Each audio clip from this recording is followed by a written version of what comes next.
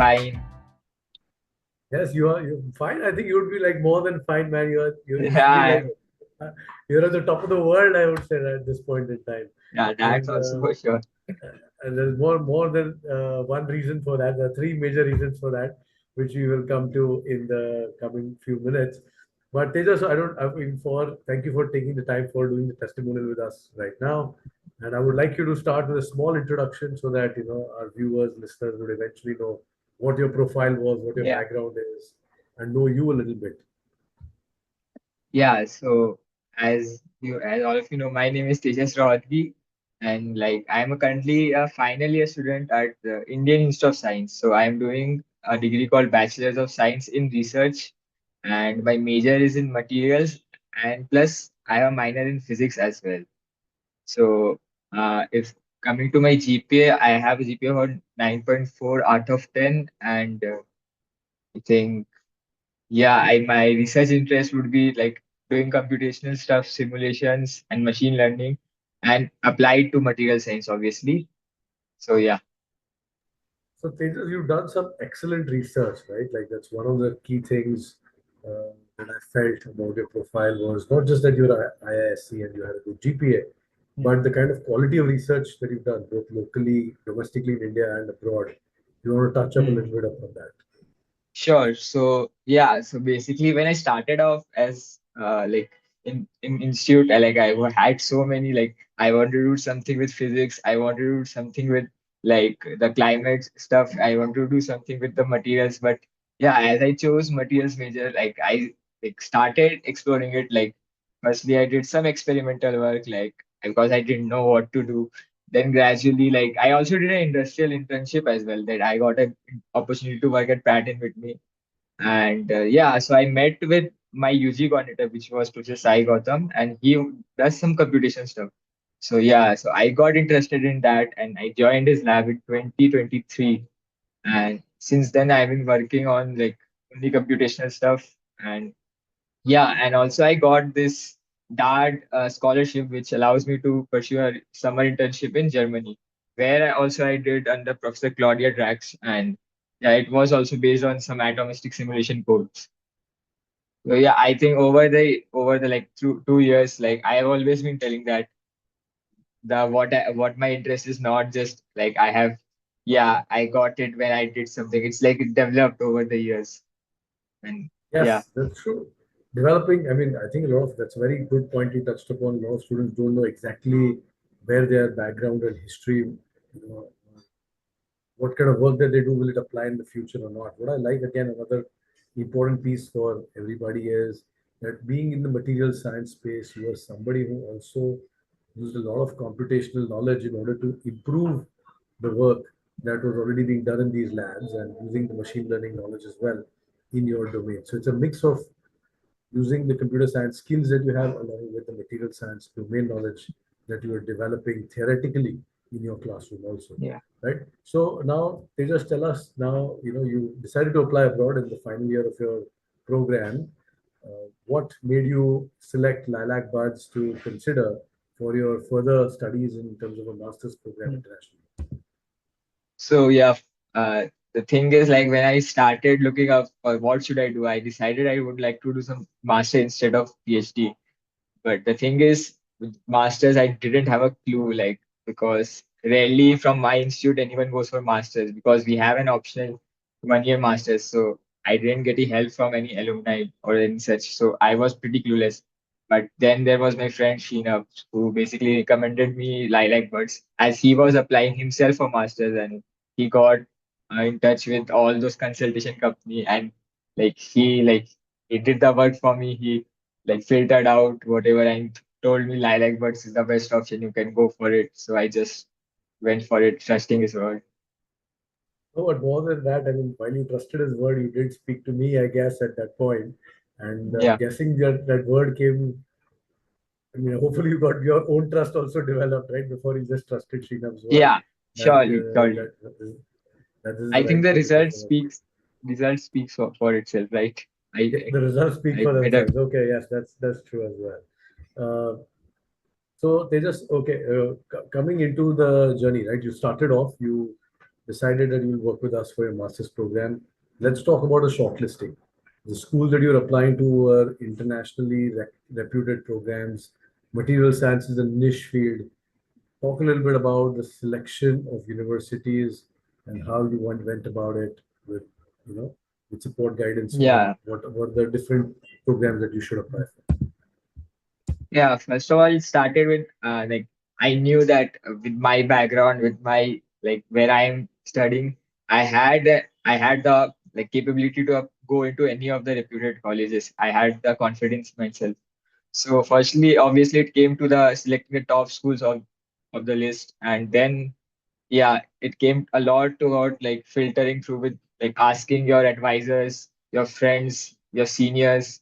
Then also the I asked you as well, like what are I had a discussion over you. You were someday like what I have this 20 list of college groups should I apply. So ultimately it filtered down to I think 7 or 8 colleges. Yeah, and also I was pretty lazy. But I could have applied for 20 colleges as well, but yeah, I think I was lazy and also I think I wanted to save Would some you money call? as well. I would probably not call it lazy. I would call it being selective and being smart about the strategy. But you had, like, like, I think, tell us which were the colleges that you eventually applied to. I mean, that's for the audience side. I know the list, but Yeah, so to share the list which of colleges that you eventually chose. yeah, sure. So I would like make it of how I in a like a time order, like how I came out each college. So like first it started in Germany. So I was in Switzerland actually. I was traveling in Switzerland. So I like got to know what ETS Zurich and EPFL. Obviously, those are pretty solid colleges as well as Switzerland's like one of the top places to study. Yeah, I went to all these two. Then came NTU Singapore. Obviously, it's also pretty near to India as well as it's also very reputed in material science and engineering. Then coming to US, I was like I it was pretty hard for me to like bring my mind to as like there's a issue with the funding. You don't have much scholarships over there, unlike the previous programs that I'm talking about. But yeah, at the end, US is one of the best places after all. So I decided I would go for Stanford and UC Berkeley for it. And then I mean, coming to Europe, another I got a good recommendation was TU Delft in Netherlands. I think that comes to about like 7 universities. Yep, that's right. And for the seven universities, also share, which were the admits that you really got in and the ones that you really wanted Yeah. to get into. I mean, you So applied to seven, but where was your heart really set? Like, these are the top three So on my I would list. say like top three on my list would be ETS Zurich, NTU Singapore, and it would be I think the third I would pick is EPFL. However, I think Stanford is also one of the I'm not sure I would like I don't want to actually rank them. I would also want to give Stanford in the top three as well. But yeah, Okay, so top three includes Stanford at a tie and number three, it seems like right now. But yeah. I think ET Zurich, yes, you got an admit. NTU Hmm. Singapore, I believe you're still waiting for that result, right? No, I actually I forgot to tell you about it. Like I just Okay. Stanford came at the same time as Stanford, so I was just like I showed you Stanford and I forgot about NTU. Okay, so you Yeah, got the NTU admit as well. Okay. Okay, yeah. so that's come through as well. Awesome.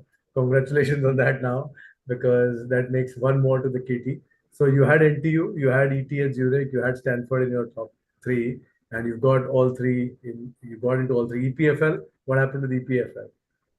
APFL I think it hasn't come yet. It will come around EPF, mid-March.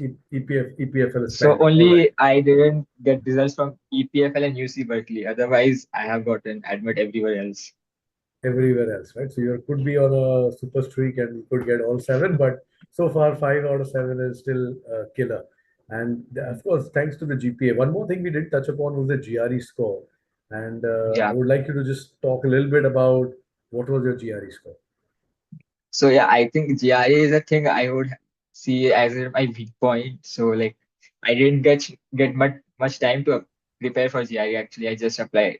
I gave the exam, prepared for like 1 or 2 weeks, and I got 321 actually. Even though my quantitative score was good, I think I got poor scores in my verbal reasoning part. But yeah, the thing about me was like that some places don't require GRE at all.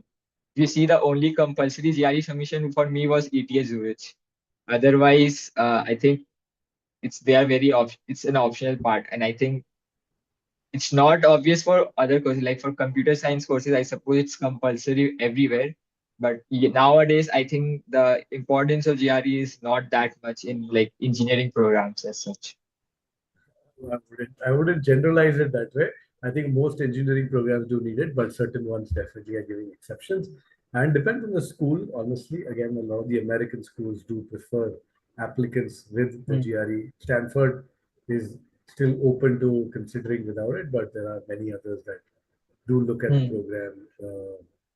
The program will require engineering applicants to definitely submit a score, which is a standardized score that helps students have them fit to the right source because the GPA of Hmm. 9.4 in India at an Indian Institute of Sciences, which is India's number one ranked program right now, college right now, right, is is showing a very mature profile from an academic standpoint. But imagine if the same GPA 9.4 was Hmm. from a university or a college which was ranked, let's say, in the 50s in India, right? Hmm. It completely changes Yeah. the narrative, and hence, if the GRE kind of compensates a little bit more, that would be the right answer to have, right? Like they would Yeah.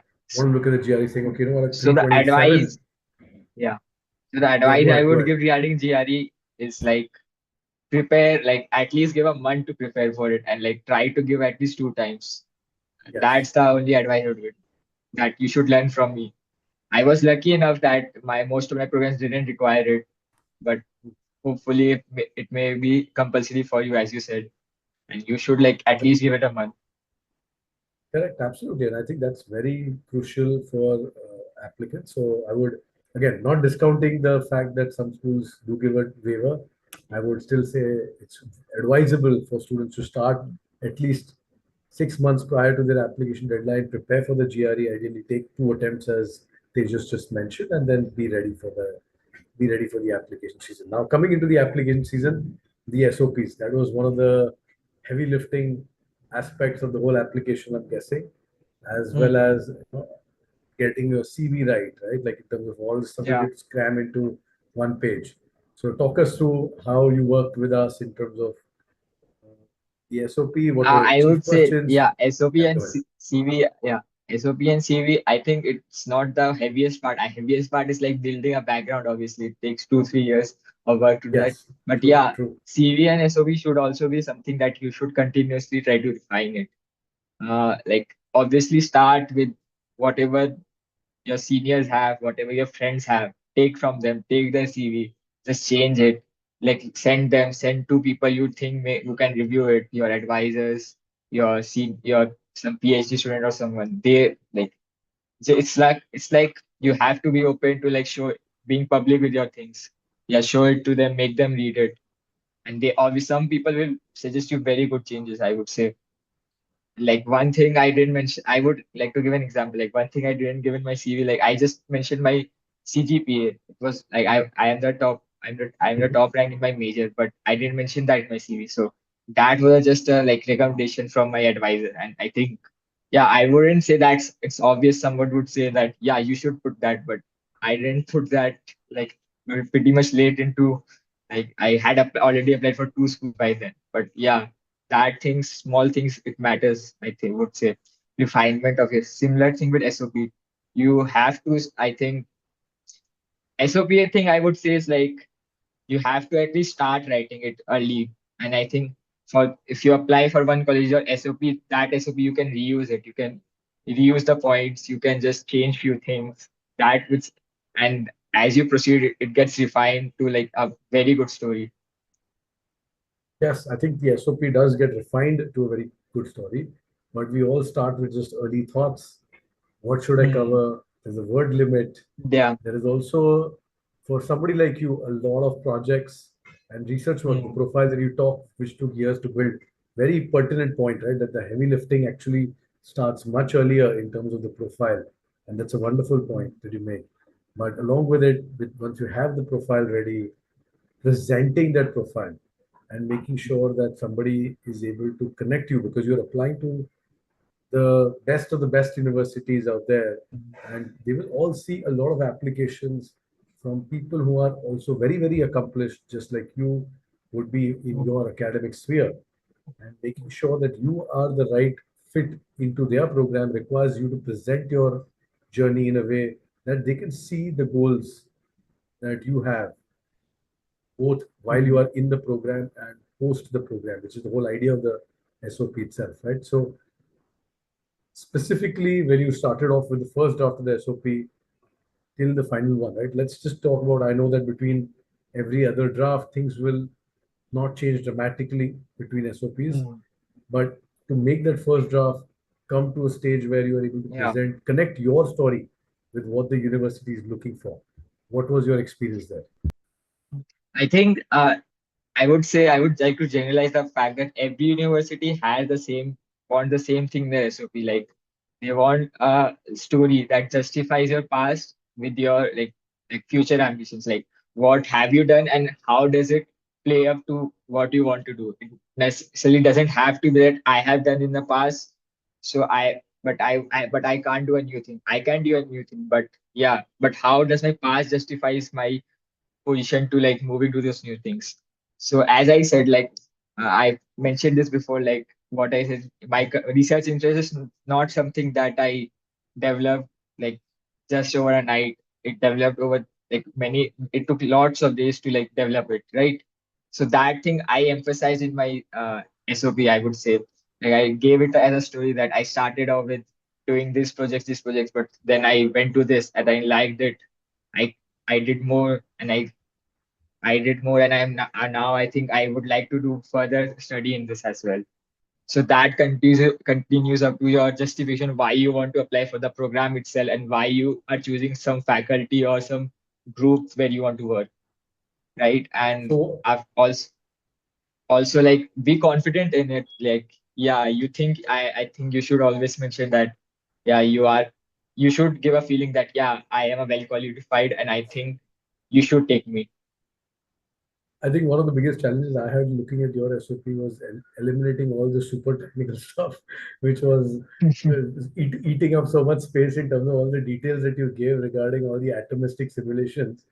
And I'm like thinking, yeah, maybe we need to tone down the language a bit Mm. in terms of, these guys are reading your CV, will already get a good feel of what you've done project and research Mm. wise.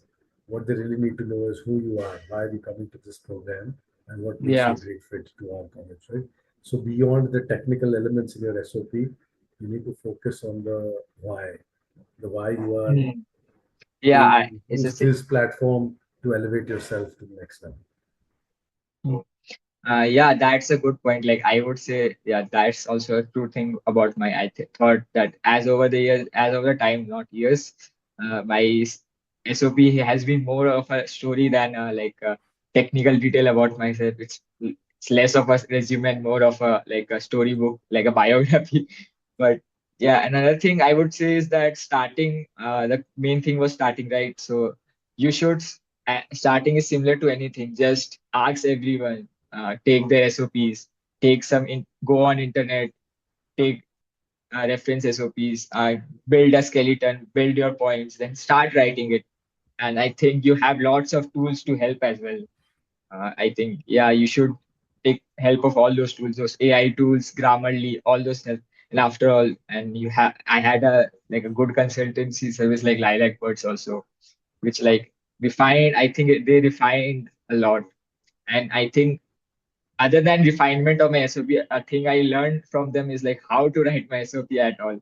Because I think over the other stages, I think my SOP had become like this that only like yeah, you used to change like 2 3 lines only over the like until I Between think two in Berkeley SOPs, yes. you didn't first SOP you had completely rewritten and given me, and the last SOP was like you had just changed 2 lines. So I think Yeah. that's a progress. I think you learn to write. That's also a thing. Yes. The first one, of course, always takes time, right? Like, because as you said, Mm. between SOPs, once you have your story told, then from the second to the third to the third to the fourth will always get easier from that point on. But the first SOP, answer this question honestly. How long did you take to get the first SOP right? First SOP, I think I gave more than 2 weeks to it. But compared to what I did last SOP, I think I did it overnight.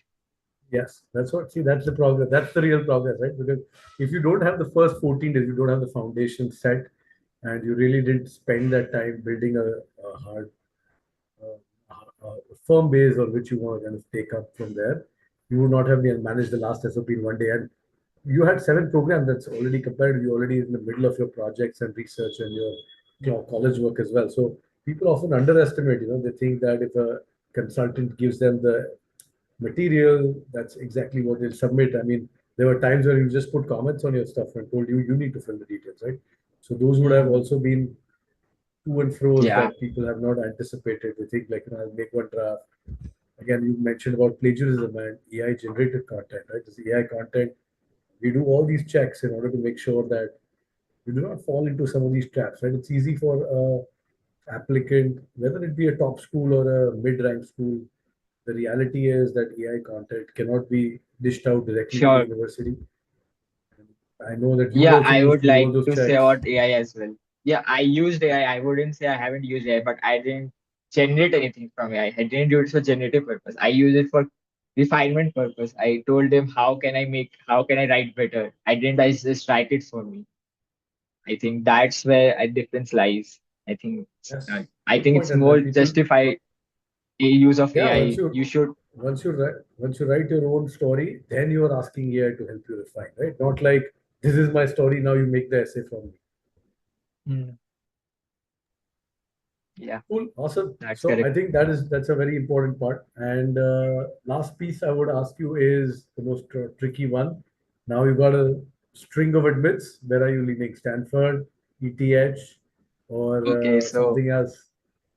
I think I would excluding EPFL and UC Berkeley. I'm not considering about them. My top three would be uh, NTU Singapore, ETH, and uh, Stanford. So the thing is, a crucial thing comes is like which one of them would give me scholarship, like where I can get funding to support my studies, right?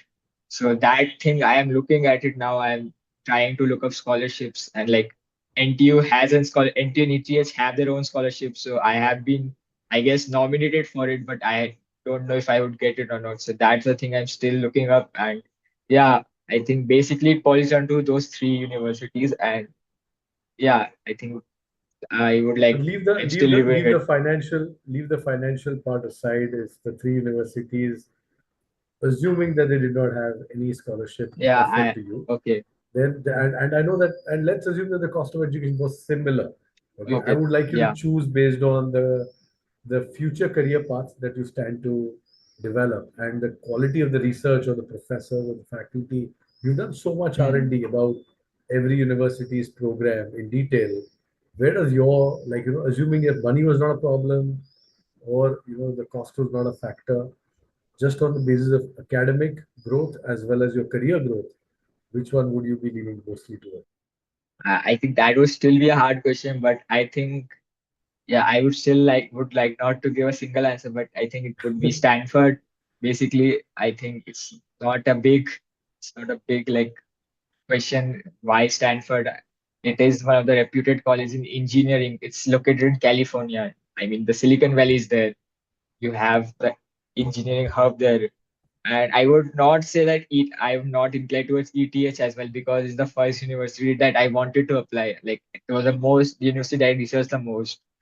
And yeah, I like Switzerland a lot. I would say I have a bias towards it. So I Okay. stay, yeah, Stanford, then ETH, then FTU. It's coming to Okay. a level No, basis. I think I mean, I'll be honest, right? Like, I think both amazing at which I would be equally confused between Stanford and ETH Zurich. Uh, my personal preference would be to pick from one of these two only eventually right now. And even if Berkeley comes in, unless it's a big scholarship, Stanford is still, it's in the same location, brings you the same quality of education or better. And I think that's one thing you should definitely consider. ETH Zurich is a class apart in Europe, so it's a whole it's going to be a completely different academically focused atmosphere. Of course, access to all of Europe, something that you've already been exposed to, will continue being Mhm. the advantage you gain. So yeah, with Yeah. that again, I know it's still some time before you make that final decision until the scholarship decisions come in. But wishing you the best, Tejas, for whatever stands ahead. I think we are Mm. definitely going to continue being cheerleaders for your journey. Any Yeah, final sure. words for any future applicant? Give her like a 1 minute final bullet points on why, what would be your advice as Uh, an applicant who's already been uh, successful in some of these programs and why I you could probably be a part of the Lilac Bud journey? I think there are two aspects to it. I think to summarize our conversation, first is like having building a background. That is a long term investment, and the short term investing is like making sure your applications are good enough, they are refined. That's the two things in short I would like to say. The two investments you have to make, and I think you have to be pretty careful about both of those. Okay, perfect. Yes, I think that's absolutely right. Get your get your backstory right and work towards that for the first 2 3 years of your college, ensuring that you really hit the right note both from a background, Mm. internship, project research perspective. Then work towards the final piece because that will come into place only when the prior background is already in place as well. Yeah, All right. Thank you, Tejas, for your time. Wonderful chatting with you. And we will, of course, update this video later with just a note about where you finally decided to take your admit. All right. sure. Thank you. Take care. Yeah, Bye. thank you. Yeah.